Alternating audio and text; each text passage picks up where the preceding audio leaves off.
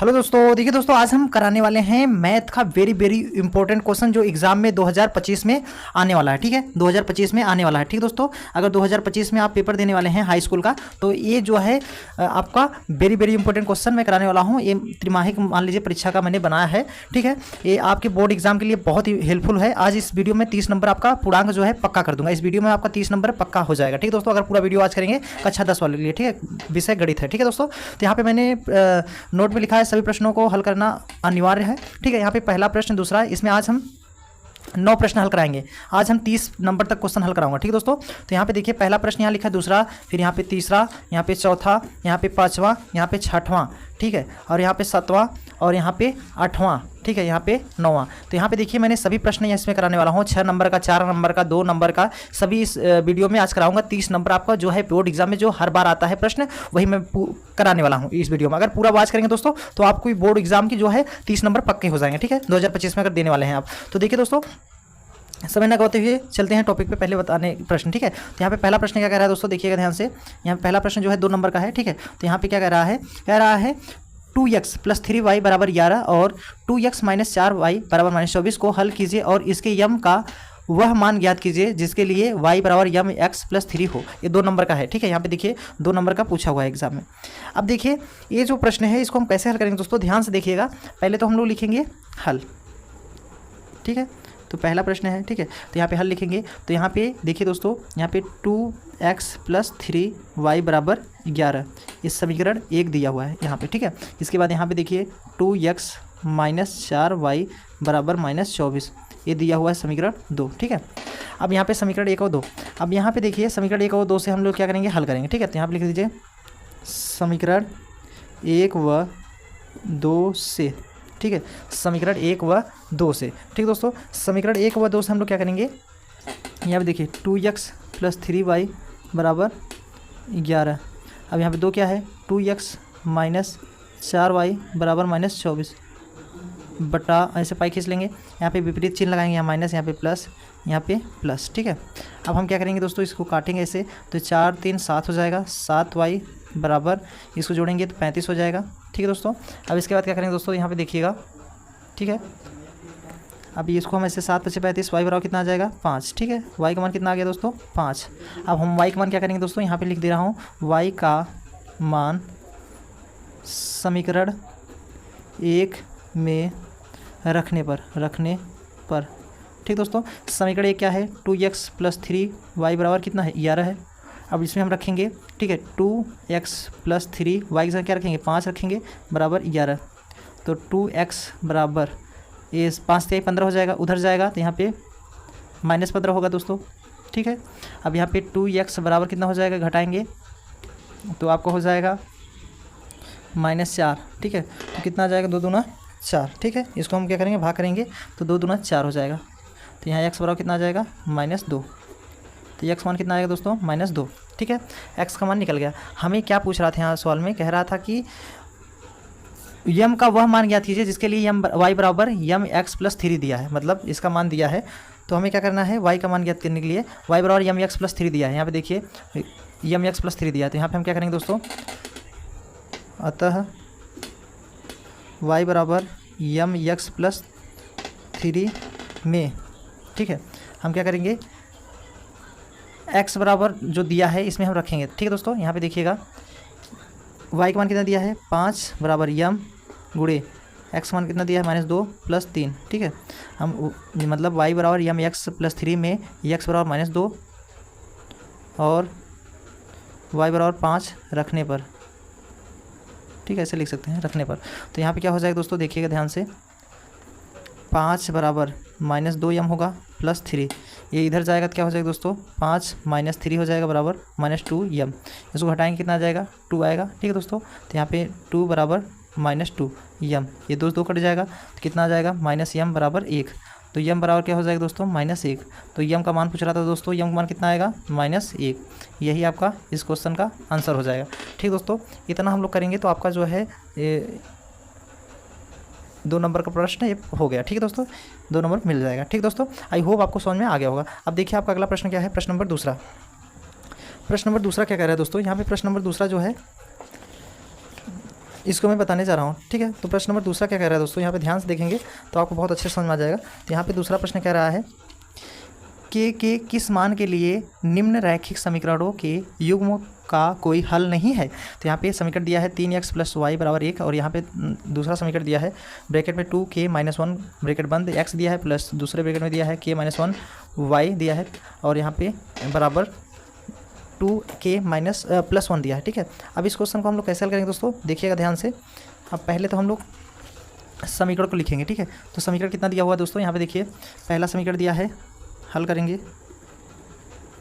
यहाँ पे 3x + y = 1 दिया है, ठीक है, पहला समीकरण। दूसरा समीकरण क्या दिया है दोस्तों, दूसरा दिया है 2k - 1, यहाँ x दिया है और प्लस यहाँ पे k - 1 y दिया है बराबर 2k + 1 बराबर समीकरण 2 दिया है, ठीक है। अब इसके बाद ये भी 2 नंबर का है, k का मान पूछ रहा है, ठीक है दोस्तों। अब हम इसको कैसे हल करेंगे दोस्तों, ध्यान से देखिएगा। अब हम इसे हम लोग क्या करेंगे, ठीक है। अब इसे हम लोग क्या करेंगे दोस्तों, देखिएगा।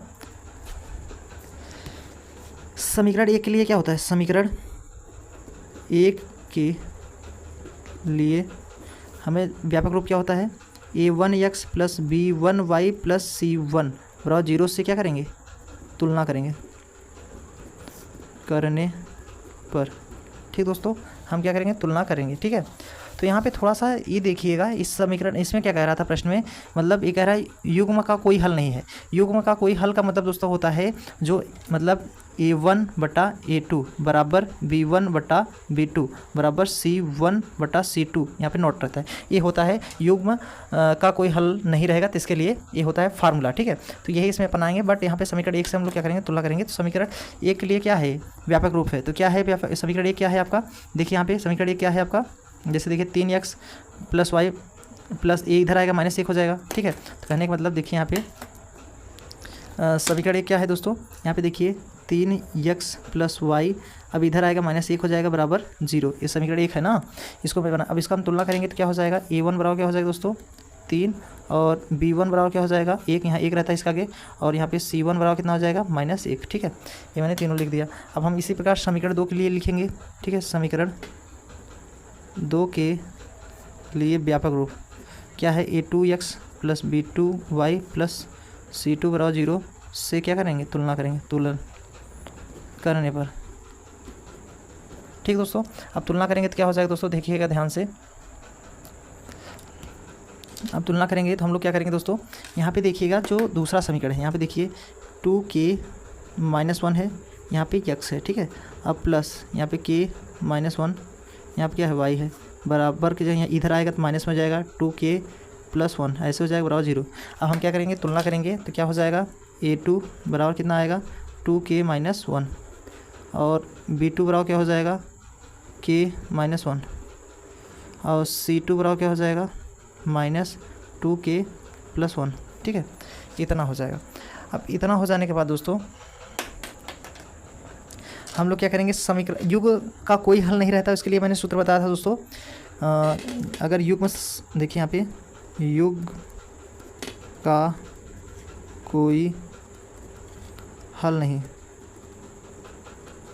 है, तो इसके लिए मैंने फार्मूला क्या बताया था, a1/a2 = b1/b2 = c1/c2, ये नोट रहेगा, ठीक है। ये होता है फार्मूला। अब देखिए दोस्तों हम लोग क्या करेंगे, यहाँ पे बैठाने के लिए हम लोग इसमें मान रखेंगे। a1 का मान कितना दिया है दोस्तों, देखिएगा a1 का मान 3 दिया है, तो यहाँ पे 3 रखेंगे बटे a2 का मान कितना दिया है 2k - 1 बराबर b1 का मान कितना दिया है 1 बटे b2 का मान k - 1 बराबर c1 का मान कितना दिया है -1 और c2 का मान कितना -2k + 1। अब हम क्या करेंगे, अगर हम इन दोनों को लें, ठीक है, जैसे इन दोनों को ही हम लोग लेंगे तो क्या हो जाएगा 3/2k - 1 बराबर 1/k - 1। इसका हम इधर गुणा कराएंगे तो क्या हो जाएगा 3k - 3 बराबर 2k - 1, ठीक है। अब इसका हम जैसे यहाँ पे 3k था, ये इधर जाएगा तो -2k हो जाएगा, ये देखिए माइनस में 3 है, उधर जाएगा प्लस 3 हो जाएगा, -1 रहेगा ही। यहाँ पे के आ जाएगा बराबर 2, तो के का मान कितना आ गया 2। ठीक है दोस्तों, के का मान 2 आ गया। अगर आप उत्तर का जांच भी करना चाहते हैं दोस्तों, के का मान पूछ ही रहा था, यही आपका आंसर हो जाएगा। अगर उत्तर का जांच करना चाहते हैं तो आप उत्तर का जांच भी कर सकते हैं, ठीक है, इसी से। ठीक है, अगर हम यहाँ पे के का मान रखेंगे तो पता चल जाएगा। ठीक है, अगर मान लीजिए यहाँ के का मान रखेंगे तो 2 2 दूना 4 में से घटाएंगे 3 आएगा, 3/3। जैसे देखिए थोड़ा सा यहाँ पे ध्यान दीजिएगा, ये तो आंसर आ गया है। उत्तर का जांच अगर करना चाहते हैं तो कैसे कर सकते हैं, देखिए 3 बटा यहाँ पे 2 रखेंगे ना, के का मान 2, तो 2 ने 4 में से 1 घटाएंगे 3 आएगा बराबर, यहाँ पे 1 बटा, यहाँ पे के का मान कितना है 2, 2 में से 1 घटाएंगे 1 ही आएगा। ठीक है, अब यहाँ पे 1 बटा माइनस कट जाएगा, तो 2 में 2 गुणा करेंगे 4, 4 1 5 हो जाएगा। ठीक है, तो यहाँ पे देखिए इसको काटेंगे तो 1 बराबर 1 आएगा बराबर 1/5, तो ये बराबर नहीं है, नॉट लग जाएगा। ठीक है, तो ये आपका क्या है, इस फार्मूले में बैठ रहा है, इसका मतलब ये उत्तर सही है। ठीक है दोस्तों, तो उत्तर का जांच हो गया। ठीक है, आई होप आपको बहुत अच्छे समझ में आ गया होगा दोस्तों। अब हम अगला प्रश्न कराने वाले हैं, ये भी 2 नंबर का था, बस इतना ही करना रहेगा। ठीक है दोस्तों, तो अब देखिए आपका अगला प्रश्न क्या कह रहा है, प्रश्न नंबर तीसरा। तो तीसरा प्रश्न क्या कह रहा है दोस्तों, देखिएगा ध्यान से। तीसरा प्रश्न हमें कह रहा है कि गुणनखंड विधि से निम्न द्विघात समीकरणों के मूल ज्ञात कीजिए। यहाँ पे समीकरण दिया हुआ है, कह रहा है 10x² माइनस 20x प्लस 1 बराबर 0। ये भी 2 नंबर का क्वेश्चन है। अब इसको हम कैसे हल करेंगे दोस्तों, ध्यान से देखिएगा। ठीक है, थोड़ा यहाँ पे देखिए, चलिए अब यहाँ पे समीकरण को हम क्या करेंगे, हल करेंगे। ठीक है, तो यहाँ पे लिख लीजिए हल। ठीक है, तो यहाँ पे समीकरण क्या कह रहा है 100x² माइनस 20x प्लस 1 बराबर 0। ठीक है, अब यहाँ पे देखिए, यहाँ पे एक मत समझिएगा, गुणा करने पे करना चाहिए। गुणनखंड मैंने बताया था। ठीक है, तो यहाँ पे इसका जो ए वाला है यहाँ पे गुणा हो जाता है, तो यहाँ पे 100 का 100 मतलब यहाँ 100 है, 100 गुणा करने पे 100 आना चाहिए, जोड़ने पे 20 आना चाहिए। 10 10 में 100, 10 10 20 हो जाएगा। ठीक है, तो यहाँ पे हम गुणनखंड बना देंगे 100x², यहाँ पे क्या करेंगे 10 प्लस 10, 10 में 10 गुणा करेंगे 100 आ जाएगा, और 10 में 10 जोड़ेंगे 20 आ जाएगा। अब प्लस, यहाँ पे प्लस था इसीलिए ना दोस्तों, बराबर 0। यहाँ पे 100x² माइनस 10x हो जाएगा, प्लस माइनस से माइनस 10x माइनस प्लस 1 ही रहेगा, बराबर 0 कर दीजिए। अब इन दोनों में हम क्या कॉमन करेंगे, 10x कॉमन करेंगे, तो यहाँ पे आ जाएगा 10x माइनस 1 आएगा। अब फिर माइनस 1 कॉमन करेंगे इन दोनों में, तो यहाँ पे 10x माइनस कॉमन किए तो प्लस माइनस हो जाएगा, बराबर 0। ये दोनों ब्रैकेट सेम है। ठीक है, तो क्या हो जाएगा x मतलब 10x माइनस 1 और ब्रैकेट में क्या हो जाएगा 10x माइनस 1 बराबर 0। ठीक है, अब इसको हम क्या लिख सकता हूँ, ऐसे लिख सकता हूँ, दोनों सेम है, तो 10x माइनस 1 का होल स्क्वायर लिख देंगे, बराबर 0 कर देंगे। ठीक है, अब अगर हम एक ठो निकालें 10x माइनस 1 बराबर 0 करेंगे तो 10x बराबर 1 हो जाएगा, तो x बराबर क्या हो जाएगा 1/10। तो यहाँ पे 2 बार है तो 1/10 एक बार और लिख देंगे। ठीक है, तो ये आपका आंसर हो जाएगा। ठीक है, यही आपका आंसर हो जाएगा। ठीक है एवरीवन, आई होप आपको समझ में आ गया होगा। ये भी इतना करेंगे तो आपका 2 नंबर जो है क्लियर हो जाएगा। ठीक है दोस्तों, अब देखिए आपका अगला प्रश्न क्या है, ये प्रश्न नंबर आपका तीसरा था। ठीक है, अब हम देखिए प्रश्न नंबर चौथा। यहाँ पे क्या कह रहा है किसी AP मतलब समांतर श्रेणी का 17वां पद उसके 10वें पद से 7 अधिक है, इसका सर्वांतर ज्ञात कीजिए। ये भी 2 नंबर का है। तो इस क्वेश्चन को हम कैसे हल करेंगे दोस्तों, ध्यान से देखिएगा, बहुत सरल है इस क्वेश्चन। ठीक है, तो यहाँ पे कह रहा है प्रश्न में, ठीक है, चलिए कह रहा है 17वां पद, यहाँ पे पहले लिख लीजिए हल। यहाँ पे कह रहा है 17वां पद, पहले निकाल लीजिए 17वां पद मतलब यनवां पद के लिए फार्मूला क्या होता है, ए यनवां पद के लिए होता है a plus N minus 1d, ये आपका फार्मूला होता है यनवां पद के लिए। ठीक है, तो यहाँ पे 17वां पद दिया था, a प्लस 17 में से 1 घटाएंगे, यहाँ पे d लिखेंगे, तो यहाँ पे क्या आ जाएगा 17वां पद मतलब क्या आ जाएगा आपका a प्लस 16d आ जाएगा। ठीक है, ये आपका आएगा 17वां पद। ठीक है दोस्तों, ये 17वां पद आ गया, इसको समीकरण 1 मान सकते हैं। ठीक है, अब इसी प्रकार कह रहा है इसके आगे 10वें पद से 7 अधिक है, तो पहले यहाँ पे 10वां पद निकाल लीजिए, 10वां पद। ठीक है, 10वां पद क्या हो जाएगा a प्लस 10 में से 1 घटाएंगे, यहाँ पे d हो जाएगा, तो इसके बाद क्या हो जाएगा 10वां पद 10वां पद क्या हो जाएगा a प्लस 9 घटाएंगे, 10 में 1 घटाएंगे 9d आ जाएगा, समीकरण 2 हो जाएगा। ठीक है, अब हम क्या करेंगे, इतना हो जाने के बाद दोस्तों यहाँ पे समझिएगा, इतना हो गया तो हम लोग क्या करेंगे इसके आगे, यहाँ पे देखिए कह रहा है 17वां पद 10वें पद से 7 अधिक है, तो यहाँ पे लिख दीजिए थोड़ा 17वां पद जो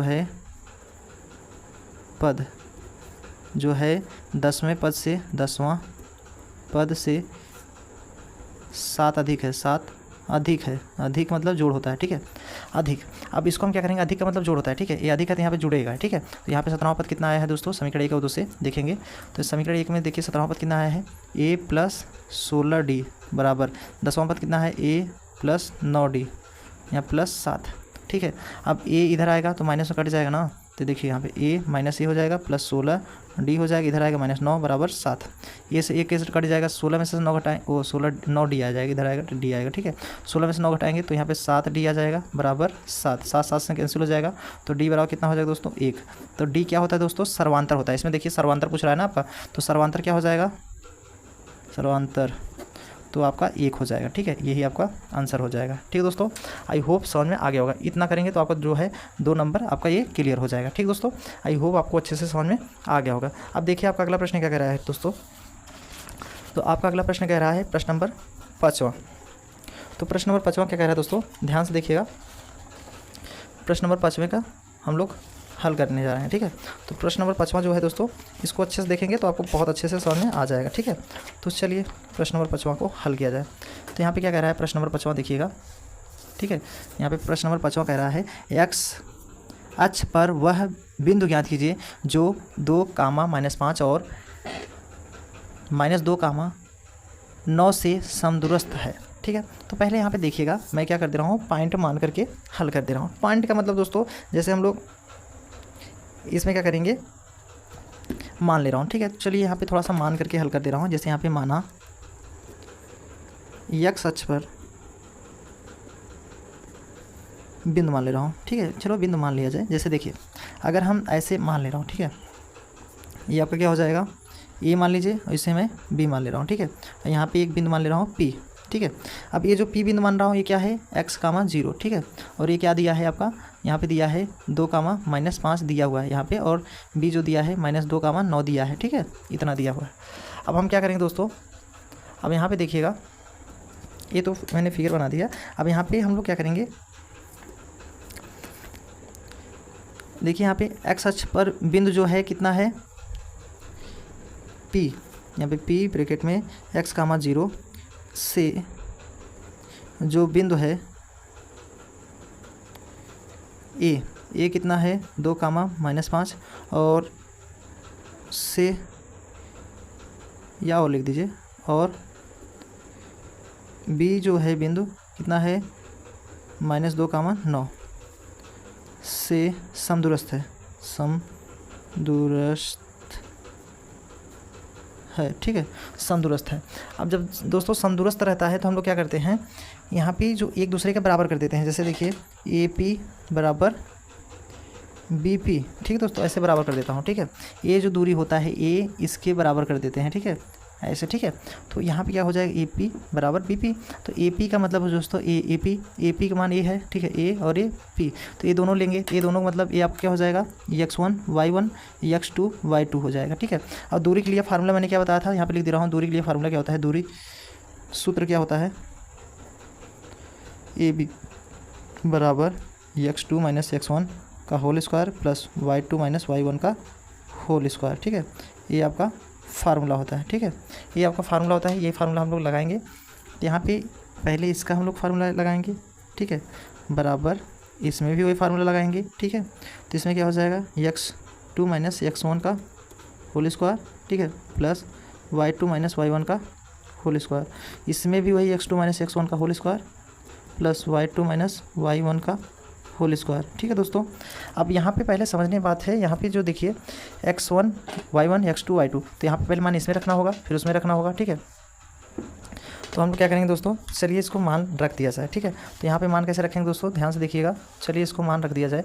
तो यहाँ पे हम लोग क्या करेंगे, ये जो है x2 का मान कितना है दोस्तों, यहाँ पे दिख रहे हैं x है, तो यहाँ x रख दीजिए, माइनस x1 का मान कितना है दोस्तों 2 है, ठीक है। तो यहाँ पे -2 रख दीजिए, इसका वर्ग कर दीजिए, प्लस y2 का मान कितना है दोस्तों, y2 का मान 0 है, 0 माइनस y1 का मान कितना है 5, माइनस प्लस 5 हो जाएगा, ठीक है। यहाँ पे प्लस हो गया। अब इसका हम वर्ग कर देंगे, ठीक है, ऐसे। अब उसके बाद क्या करेंगे, बराबर यहाँ पे देखिएगा ए वाला इस तरफ हल करेंगे। अब इस तरफ हल करने के लिए दोस्तों यहाँ पे देखिए, ये जो नीचे वाला है x1 हो जाएगा, ये y1 हो जाएगा, ये x2 हो जाएगा, y2 हो जाएगा, ऐसे कर लीजिएगा, ठीक है। अब हम क्या करेंगे दोस्तों, x2 का मान कितना दिया है दोस्तों -2, तो यहाँ पे -2 रख दीजिए, और माइनस x1 मान कितना है x है, ठीक है, इसका वर्ग कर देना है, प्लस y2 का मान कितना है दोस्तों 9, माइनस y1 का मान कितना है 0, इसका वर्ग हो जाएगा, ठीक है। अब इसके बाद हम लोग क्या करेंगे दोस्तों, देखिएगा पहले तो इसका वर्ग कर सकता हूँ डायरेक्ट, अगर वर्ग नहीं करना चाहते तो कोई बात नहीं, तो हम इसके आगे हम दोनों पक्षों को वर्ग कर सकते हैं, ठीक है। तो पहले इसको बना लीजिए, x-2 का वर्ग प्लस इसका 5 का 25 हो जाएगा, ये रूट में है, ठीक है, बराबर यहाँ पे क्या हो जाएगा -2 माइनस x का वर्ग, ठीक है। अब हम क्या करेंगे, प्लस 9 का 25, 9 9 81 होता है, ठीक है, 9 का वर्ग करेंगे 81 आ जाएगा, 0 घटाएंगे तो 9 आ जाएगा, इसका 81 हो जाएगा, ठीक है। अब हम क्या करेंगे, दोनों पक्षों को वर्ग कर देंगे, ठीक है। यहाँ पर लिख दीजिए दोनों पक्षों का वर्ग करने पर, दोनों पक्षों को वर्ग करेंगे दोस्तों, रूट से बाहर हो जाएगा, x-2 हो जाएगा, इसका वर्ग प्लस 25 हो जाएगा, बराबर यहाँ पे -2 माइनस x का होल स्क्वायर प्लस 81 हो जाएगा, ठीक है। अब इसके बाद क्या करेंगे दोस्तों, ये जो है इसका फार्मूला क्या हो जाएगा, ए स्क्वायर प्लस बी स्क्वायर मतलब 4 आ जाएगा, -2ab मतलब 2 दूनी 4 x आ जाएगा, इतना हो जाएगा, ठीक है, प्लस 25। अब इधर आएगा तो -25 कर सकते हैं, -81 हो जाएगा, बराबर इसका वर्ग करेंगे तो ए स्क्वायर मतलब 4 आ जाएगा, प्लस बी स्क्वायर मतलब x स्क्वायर, -2ab मतलब माइनस में प्लस हो जाएगा, तो यहाँ पे 4x आएगा, ठीक है। अब देखिए x स्क्वायर से तो x स्क्वायर कट जाएगा आराम से, और 4x से तो 4x कट जा रहा है, ये तो दोस्तों 4x से 4x -2ab है, और यहाँ पे सॉरी दोस्तों यहाँ पे माइनस होगा, ठीक है, ये माइनस में है, ये नहीं कटेगा, ठीक है, माइनस में है, ये वाला तो माइनस में है ना, तो माइनस बी स्क्वायर होगा ना, ये वाला नहीं कटेगा, ठीक है, ये ध्यान दीजिएगा। तो यहाँ पे -4x है, ठीक है। अभी प्लस से इधर आएगा तो -4x हो जाएगा, ये वाला भी नहीं है, कटा है, ठीक है, ठीक है, ये हम ध्यान नहीं दिए, माइनस में रहेगा, ठीक है। A square plus B square -2ab होगा ना, तो यहाँ पे माइनस रहेगा। अब इसको घटाए देंगे, कितना आएगा, माइनस में आएगा, 11 में से 5 गया कितना आएगा, 6 5 11 6, और यहाँ पे 7 में से 2 का 5 आएगा, ठीक है, 56 बराबर यहाँ पे 4 है, ठीक है, 4 से तो कट जाएगा, ये वाला तो कट जाएगा, ठीक है, बराबर 0 कर दीजिए। अब इसको जोड़ेंगे तो -8x आएगा, उधर भेजेंगे तो +58 हो 56, कितना हो जाएगा 56, 8 7 56, 7 आ जाएगा, यहाँ काटेंगे तो कितना हो जाएगा, इसके आगे x बराबर -7 आ गया, ठीक है। x मान कितना आया दोस्तों, -7, तो हम क्या लिखेंगे इसके आगे, यहाँ पे लिखेंगे दोस्तों, अतः p का निर्देशांक बिंदु क्या होगा, क्या माना गया था, x, 0, तो इसका मतलब क्या आ जाएगा, -7, 0, यही आपका आंसर हो जाएगा, ठीक है, यही आपका है, तो यही आपका आंसर हो जाएगा, ठीक दोस्तों। आई होप आपको बहुत अच्छे से समझ में आ गया होगा दोस्तों। अब देखिए हम आपका अगला प्रश्न हल कराने जा रहा हूँ, ठीक है दोस्तों। ये प्रश्न नंबर आपका कौन सा था, प्रश्न नंबर आपका 5वां था, ठीक है। अब देखिए दोस्तों हम आपका 6वां प्रश्न हल कराने जा रहा हूँ, ठीक है। तो देखिए आपका 6वां प्रश्न हम लोग कैसे हल करेंगे, ठीक है। तो चलिए 6वां प्रश्न को हम लोग हल किया जाए, ठीक है। तो आपका जो 6वां प्रश्न है इसको हम कैसे हल करेंगे दोस्तों, ध्यान से देखिएगा, ठीक है। यहाँ पे कह रहा है सिद्ध कीजिए कि, ठीक है, कह रहा है प्रश्न में सिद्ध कीजिए कि √2 एक अपरिमेय संख्या है। ये बहुत इंपॉर्टेंट है दोस्तों, ये 4 नंबर का आता है एग्जाम में, ठीक है, ये बार बार एग्जाम में आता है ऐसा प्रश्न, ठीक है। तो इसको हम कैसे हल करेंगे दोस्तों, ध्यान से देखिएगा, तो बहुत अच्छे से आपको समझ में आ जाएगा, ठीक है दोस्तों। तो चलिए इसको हम समय ना गवाते हुए सीधा चलते हैं टॉपिक पे। तो ये सिद्ध करने वाला है, तो ये बहुत इंपॉर्टेंट है, ठीक है, हर बार मैंने देखा है ऐसा क्वेश्चन आता है। तो हम इसके कैसे हल करेंगे दोस्तों, आप अगर देखेंगे पूरा वीडियो तो आपको बहुत बढ़िया से समझ में आ जाएगा। और पहला नंबर तो सिद्ध करने वाले में क्वेश्चन को हम लोग क्या करते हैं दोस्तों, जो अपरिमेय रहता है इसको हम लोग परिमेय मान करके हल करते हैं, ठीक है। तो चलिए इसको हम क्या कर लिया जाए, मान लिया जाए। तो यहाँ पे लिख लीजिए हल, यहाँ पे कह रहा है सिद्ध कीजिए कि √2 एक अपरिमेय संख्या है। तो यहाँ पे मानना √2 एक परिमेय संख्या है, उल्टा माना जाता है, परिमेय संख्या है, ठीक दोस्तों। क्या माना, परिमेय संख्या है, जो कि यहाँ पे लिख दीजिए, जो कि P/Q के बराबर है, ठीक है, जो कि P/Q के बराबर है। और Q का मान जो होता है ≠0 रहेगा, ठीक है, Q का मान जो है ≠0 रहेगा। अब यहाँ पे देखिए √2 बराबर P/Q हो जाएगा, ठीक है। अब हम क्या करेंगे, अगर हम इसको इधर भेज दें तो यहाँ पे इसको इधर भेजेंगे तो Q √2 हो जाएगा बराबर P। तो इसका मतलब हम लोग इसको ऐसे भी लिख सकता हूँ, P बराबर √2 Q, ठीक है। अगर हम दोनों पक्षों को वर्ग कर दें, दोनों पक्षों का वर्ग करने पर दोस्तों ये वीडियो ज़रूर देखिएगा, क्योंकि ऐसा एग्ज़ाम में आता ही आता है, ठीक है। हर बार मैंने ये लिख के रख लो हमसे कि ये प्रश्न आएगा ही आएगा, ठीक है। अब वर्ग करेंगे तो P² आ जाएगा बराबर, इसका वर्ग करेंगे 2 का तो रूट से बाहर हो जाएगा 2, यहाँ पे Q² आ जाएगा, ठीक है। अब हम क्या करेंगे, यहाँ पे देखिए P² जो है 2 से क्या है, विभाज्य है, विभाज्य विभाज्य है, ठीक है। क्योंकि देखिए इसमें भाग में आ रहा है ना, पी स्क्वायर इसके भाग में आ रहा है, इसके गुणा के मतलब क्योंकि गुणा में आ रहा है तो इसके भाग में आ रहा है, तो विभाज्य लिखेंगे। तो यहाँ पे पी जो है 2 से भाग होता है, मतलब विभाज्य ए भी होगा, ठीक है, विभाज्य ये भी है, ठीक है। अब ये जब विभाज्य होगा दोस्तों तो यहाँ पे देखिएगा तब क्या होगा, मतलब अब क्या होगा, हम लोग p जो है 2 से क्या है, विभाज्य है, विभाज्य है। तब हम क्या करेंगे, p बराबर 2r मान ले रहा हूँ, ठीक है। फिर क्या मान ले रहा हूँ, 2r। अब अगर हम इसका वर्ग करूँ तो p स्क्वायर आ जाएगा बराबर 2 का वर्ग 4 हो जाएगा, इसका r स्क्वायर हो जाएगा, ठीक है। तो यहाँ पे देखिए ये जो है p स्क्वायर का मान कितना है, 2q स्क्वायर ना, तो यहाँ पे 2q स्क्वायर रख दे रहा हूँ, बराबर कितना आ जाएगा, 4r स्क्वायर।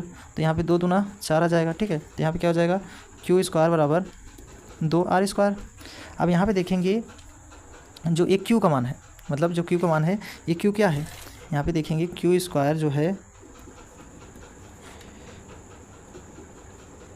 भी 2 से क्या होगा, विभाज्य होगा, विभाज्य है, विभाज्य तो होगा।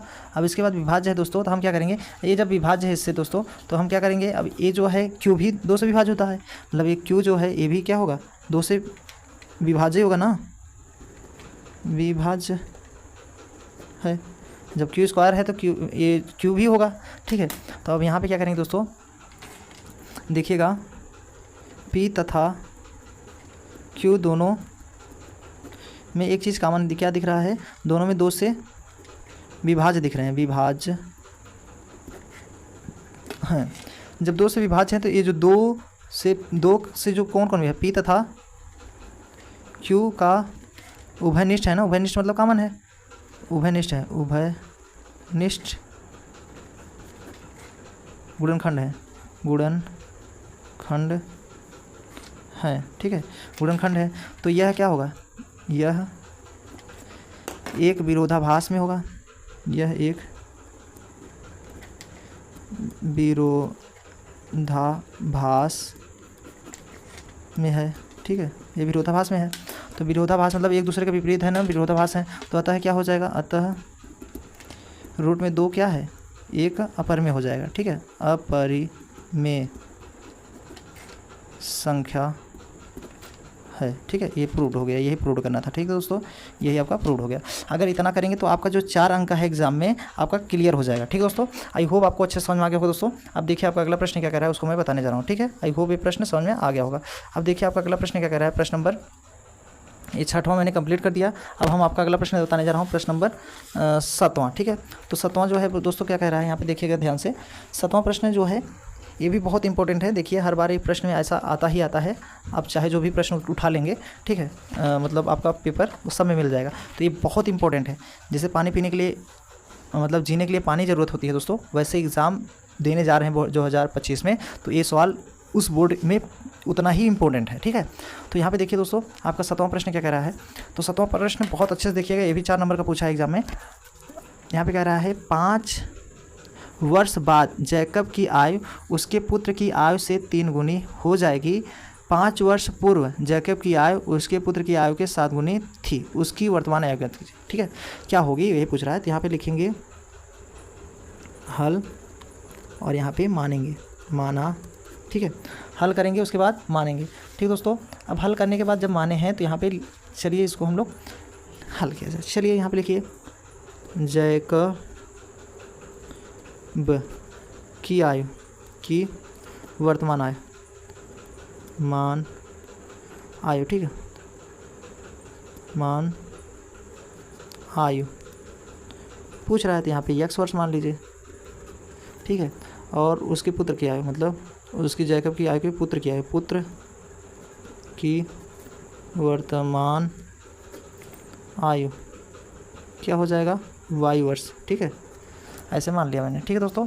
अब इसके बाद क्या करेंगे दोस्तों, 5 वर्ष बाद कह रहा है, यहाँ पे लिख दीजिए 5 वर्ष बाद, यहाँ पे लिखेंगे 5 वर्ष बाद जैकब की आयु क्या हो जाएगा, जैकब की आयु 5 वर्ष बाद में क्या हो जाएगा, जुड़ जाएगा। तो जुड़ जाने का मतलब यहाँ पे x + 5 हो जाएगा, बाद मतलब जुड़ता है दोस्तों, ठीक है, ये इतना हो जाएगा। अब इसके बाद क्या करेंगे दोस्तों, पुत्र की आयु, जैकब की पुत्र जो है उसकी आयु क्या हो जाएगा 5 वर्ष बाद, इसका आयु क्या हो जाएगा, ये भी जुड़ जाएगा, यहाँ पे y प्लस 5 वर्ष हो जाएगा। ठीक है, अब इसके बाद देखेंगे दोस्तों, यहाँ पे कह रहा है जैकब की आयु उसके पुत्र की आयु के 7 गुनी है। तो यहाँ पे हम लिखेंगे प्रश्नानुसार। ठीक है, तो यहाँ पे लिख लीजिए प्रश्नानुसार, प्रश्नानुसार में क्या करेंगे, ये दोनों बराबर करेंगे, x प्लस 5 बराबर यहाँ पे y प्लस 5। देखिए दोस्तों, कह रहा है 5 वर्ष बाद जैकब की आयु उसके पुत्र की आयु के 3 गुनी है। तो यहाँ पे 3 गुनी है। ठीक है, जब ये 5 वर्ष बाद में 3 गुनी है तो ये जो पुत्र होगा 3 गुना होगा, पुत्र ही छोटा होता है, इसलिए पुत्र में जो गुणा कराएंगे ना तभी समीकरण बराबर होगा। तो यहाँ पे x प्लस 5 बराबर यहाँ पे 3y हो जाएगा, प्लस 5 × 15।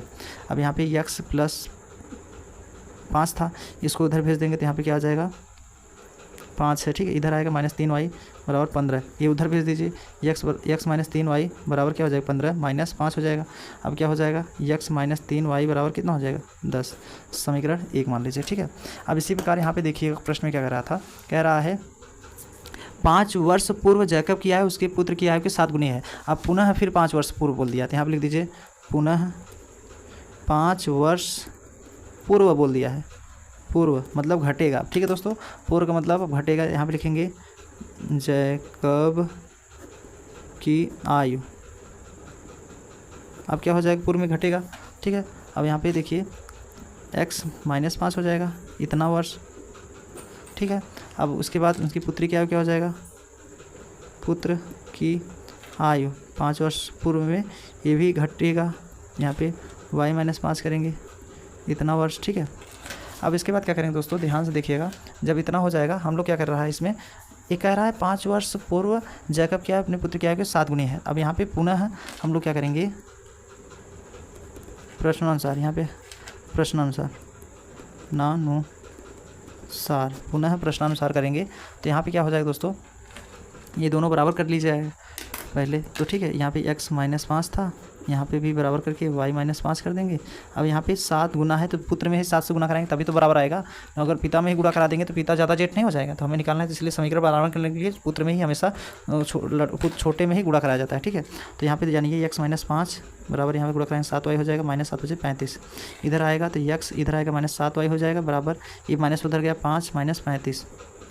अब क्या करेंगे, यहाँ पे x माइनस 7y बराबर यहाँ पे घटाएंगे तो माइनस 30 आ जाएगा। ठीक है, समीकरण 2 हो जाएगा।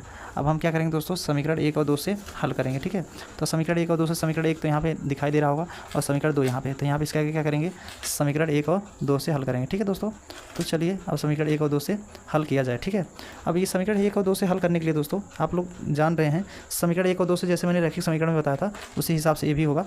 ठीक है, तो चलिए यहाँ पे समीकरण 1 और 2 से हल किया जाए। ठीक है, अब यहाँ पे देखेंगे,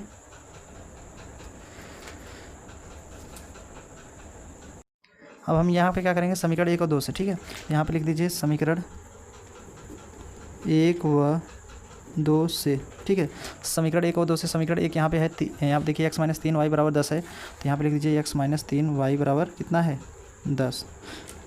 2 क्या है, x माइनस 7y बराबर कितना है माइनस 30 है। ठीक है, इतना मैंने लिख लिया। अब हम क्या करेंगे दोस्तों, ऐसे पाई खींचेंगे, यहाँ माइनस करेंगे, यहाँ प्लस, यहाँ पे प्लस, ये कट जाएगा तो यहाँ पे 4 में से 7 में से 3 घटाएंगे तो यहाँ पे 4y आ जाएगा बराबर, यहाँ पे 40 हो जाएगा, 10 30 40, तो ये 40 कट जाएगा, 10 y बराबर 4 हमें 40 10 आ जाएगा। ठीक है, इतना वर्ष आ जाएगा पुत्र की आयु। ठीक है, तो 10। अब यहाँ पे लिखेंगे y का मान समीकरण 1 में रखने पर। अब समीकरण 1 क्या है दोस्तों, यहाँ पे देखिए, आप देख रहे हैं x माइनस 3y बराबर 10 है, तो यहाँ पे लिख दीजिए x माइनस 3y बराबर कितना है 10 है। अब इसी में हम क्या करेंगे, y का मान रखेंगे, तो यहाँ पे है x माइनस 3 गुणे 10 बराबर 10। ठीक है, तो x माइनस कितना हो जाएगा 10 हैं 30 बराबर 10, ये उधर जाएगा तो x बराबर कितना हो जाएगा 10 प्लस 30, तो इसका मतलब x बराबर कितना हो जाएगा 40 वर्ष, मतलब ये 40 वर्ष किसका है, पिता की आयु है। तो यहाँ पर लिख दीजिए अतः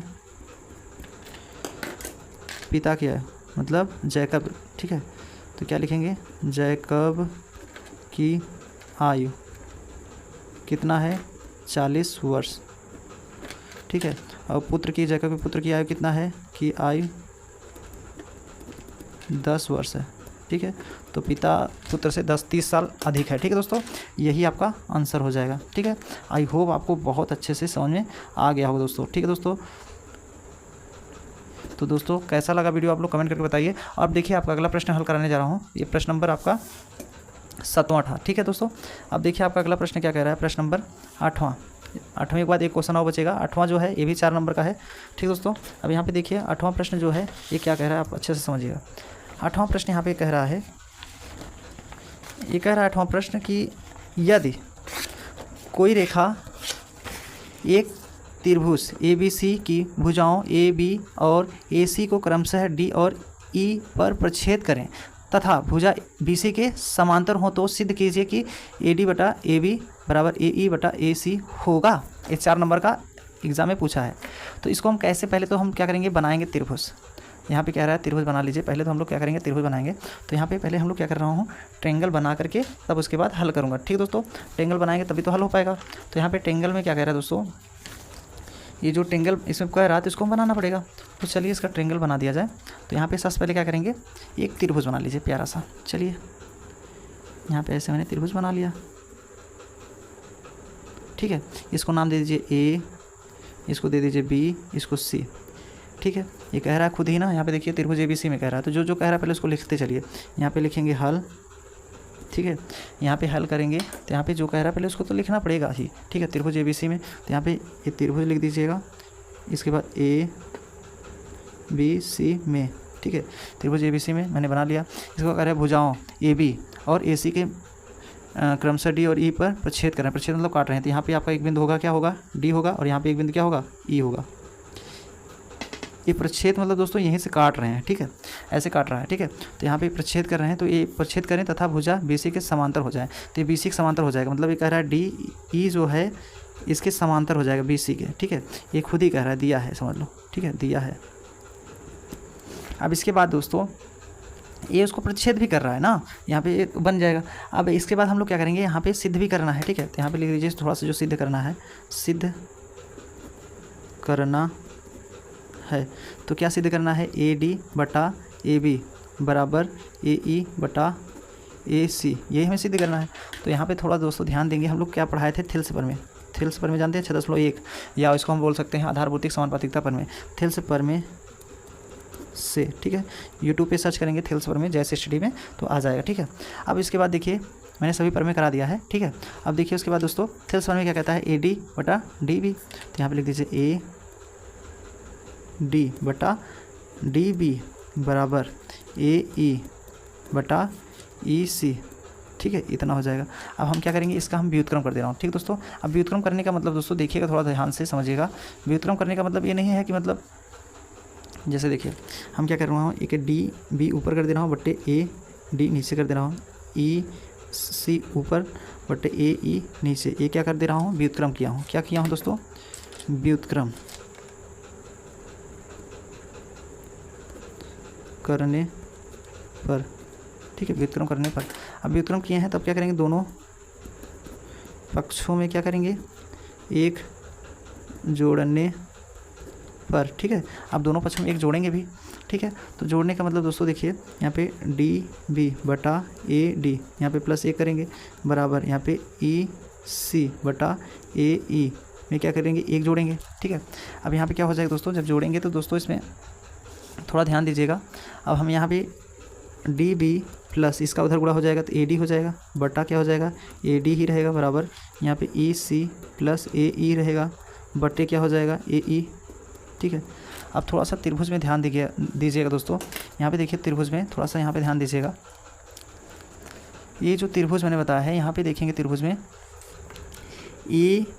AD बटा DB, ये पूरा जो है जैसे यहाँ पे आ, जैसे यहाँ AD फिर DB, तो डायरेक्ट AB भी लिख सकते हैं ना। तो यहाँ पे देखिए ये जो है BD, तो B और DA है ना, देखिए यहाँ पे BD है, फिर उसके बाद प्लस यहाँ पे प्लस AD है, तो AD मतलब BD फिर AD, तो मतलब ये दोनों यहाँ से यहाँ फिर यहाँ से यहाँ, मतलब ये टोटल AB लिख सकते हैं। तो यहाँ पे AB लिख दीजिए टोटल, फिर उसके बाद AD ही है नीचे, ठीक है, बराबर यहाँ पे देखिए इसके बाद EC फिर प्लस ए ई, तो ई सी ये होगा, ई और सी, ई सी ये होगा, फिर उसके बाद ए डी कह रहा है, ए ई कह रहा है यहाँ पे प्लस में, तो जो टोटल क्या हो जाएगा, ए सी हो जाएगा, ए सी हो जाएगा बटे आपका ए ई दिया ही था। ठीक है, अब इसका हम क्या करेंगे दोस्तों, पुनः हम लोग क्या करेंगे, व्युत्क्रम करेंगे, पुनः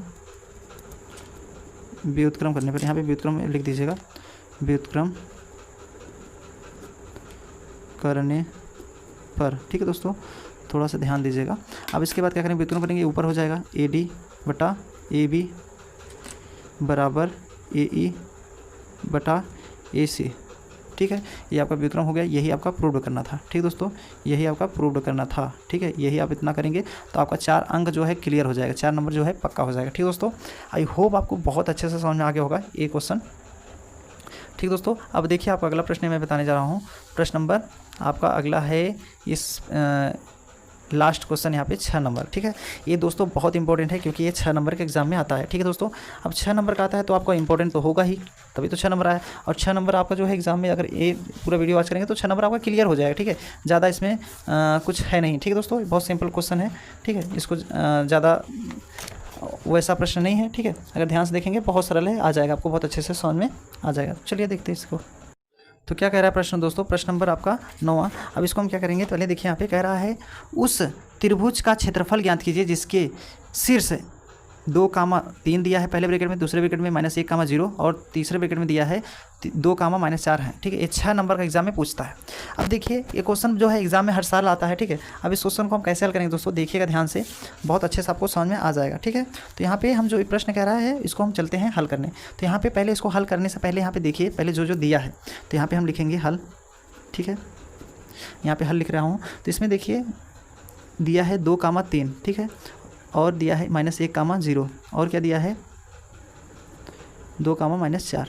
ठीक है, अब इसके बाद देखिए त्रिभुज का क्षेत्रफल के लिए मैंने फार्मूला क्या बताया था दोस्तों, जब आपका x1 और y1, यहाँ पे देखिए x1 ये y1 ये x2 y2 ये x3 y3 ये पता है। ठीक है, जब ये पता है इसके लिए जब फार्मूला मैंने बताया था, क्या फार्मूला बताया था दोस्तों, त्रिभुज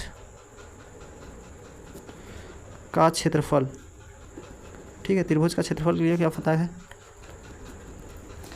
1/2। ठीक है, x1 ब्रैकेट में y2 minus y1 y2 minus y3 sorry, फिर प्लस x2 ब्रैकेट में y3 minus y1 plus x3 bracket में y1 माइनस y2। ठीक है, अब क्या हो जाएगा, ब्रैकेट बंद कर दीजिए। तो ये दोस्तों क्या होता है, ये होता है सूत्र। ठीक है, ये आपका क्या है, सूत्र है। ठीक है, यही सूत्र से हम लोग इस क्वेश्चन को हल करूँगा। तो यहाँ पे देखिए दोस्तों, ये जो है 1/2, अगर हम इसको नाम दे दें, जैसे देखिए इसको अगर हम ए दे दें, इसको बी दे दें, इसको हम सी दे दें। ठीक है, तो यहाँ पे क्या हो जाएगा, त्रिभुज ए बी सी का क्षेत्रफल। ठीक है, क्षेत्रफल इधर का हो जाएगा। ठीक है, का क्षेत्रफल निकालेंगे तो क्या हो जाएगा, यहाँ पे देखिए x1 का मान कितना दिया है 2 और y2 का मान कितना दिया है 0 माइनस y3 का मान कितना दिया है -4, माने +4 हो जाएगा। ठीक है, अब यहाँ पे प्लस x2 का मान कितना दिया है -1। ठीक है, तो यहाँ पे -1 लिख दीजिए ब्रैकेट में, फिर यहाँ पे y3 का मान कितना -4 है, माइनस y1 का मान कितना है 3 है। ठीक है, प्लस x3 का मान कितना है 2 है, यहाँ पे y1 का मान कितना है 3 माइनस y2 का मान कितना है 0। ठीक है, ऐसे बैठा दिया हमने। अब इसके बाद क्या करेंगे दोस्तों, बैठाने के बाद यहाँ पे लिखिएगा त्रिभुज ए बी सी का क्षेत्रफल 1/2 लिखेंगे ही। ठीक है, 1/2 लिखेंगे तो यहाँ ब्रैकेट में ये 2 गुणे 4 हो जाएगा, फिर यहाँ पे प्लस -1 गुणे ये 7 हो जाएगा, 4 3 7 जुड़ जाएगा, प्लस 2 गुणे 3। ठीक है, अब हम क्या करेंगे, त्रिभुज का क्षेत्रफल यहाँ पे लिखेंगे ही, त्रिभुज ए बी सी का क्षेत्रफल 1/2, यहाँ 4 दूना 8 हो जाएगा, प्लस 7 का 7 मतलब माइनस प्लस हो जाएगा 7, 3 दूना 6 होगा। ठीक है, अब इसको हम क्या करेंगे, देखिएगा इसके आगे, त्रिभुज ए बी सी का क्षेत्रफल क्या हो जाएगा दोस्तों 1/2। ठीक है, यहाँ पे ब्रैकेट में क्या हो जाएगा, इसको जोड़ेंगे 7 11 कितना हो जाएगा, अगर हम जोड़ेंगे 7 8 का 16 5 16 5 21 हो जाएगा। ठीक है, तो यहाँ पे 21 हम लोग लिख देंगे। ठीक है दोस्तों, ये 21 हो जाएगा। अब इसके बाद दोस्तों यहाँ पे हम इसका गुणा कराएंगे तो क्या हो जाएगा, यहाँ पे देखिए त्रिभुज ए बी सी का क्षेत्रफल 1/2 गुणे 21, इसका मतलब गुणा करा देंगे तो क्या हो जाएगा, तो यहाँ पर हो जाएगा 21/2 वर्ग इकाई। ठीक है, यही आपका दोस्तों आंसर हो जाएगा इस क्वेश्चन का। ठीक दोस्तों, आई होप आपको बहुत अच्छे से समझ में आ गया होगा दोस्तों। तो दोस्तों कैसा लगा वीडियो आपको, आप लोग कमेंट करके बताइएगा दोस्तों।